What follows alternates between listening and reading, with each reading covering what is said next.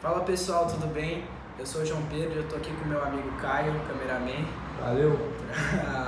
Para apresentar mais um novo episódio do nosso podcast para vocês, certo?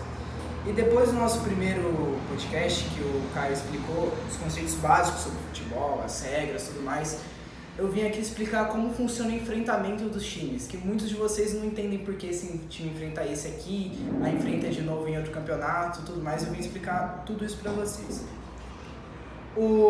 Hoje no mundo nós temos três principais modelos de campeonato, certo?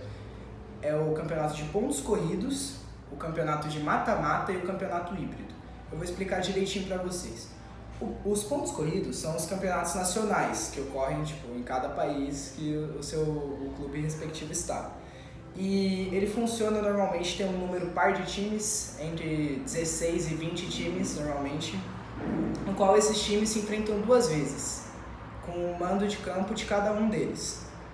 Eles se enfrentam duas vezes e quem somar mais pontos ao final do campeonato, enfrentando todos os times, vence o campeonato.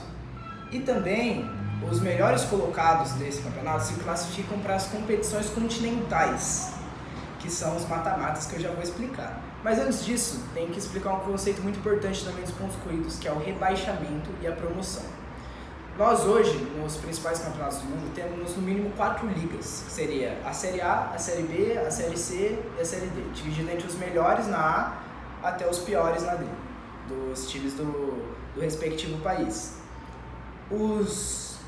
Isso varia de cada país, mas normalmente os 4 primeiros do campeonato sobem de divisão, enquanto eles estão em divisões inferiores, e os 4 últimos eles se rebaixam para outras divisões inferiores.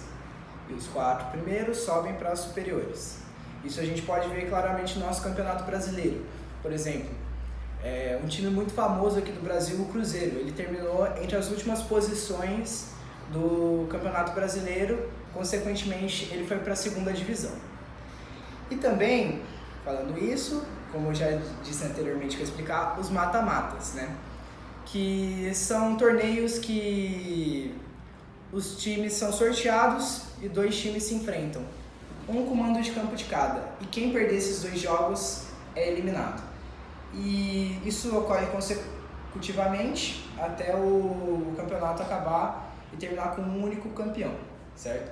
E tem modelos que adotam também uma espécie de pontos corridos misturado com mata-mata, que seriam os torneios continentais. Por exemplo, a Libertadores, a Champions League e até a Copa do Mundo adota esse modelo, que é inicialmente o seguinte: nós temos uma fase de grupos, normalmente com 4 times, há suas exceções em campeonatos mais alternativos, mas normalmente são 4 times em cada grupo, certo? E dentre esses times eles vão se enfrentar e os 2 primeiros que mais pontuarem se classificam para as fases de mata-mata, que eles vão se enfrentar, não esses times, mas haverá um sorteio, como eu já expliquei anteriormente, e esses times vão se enfrentar até um único ser campeão.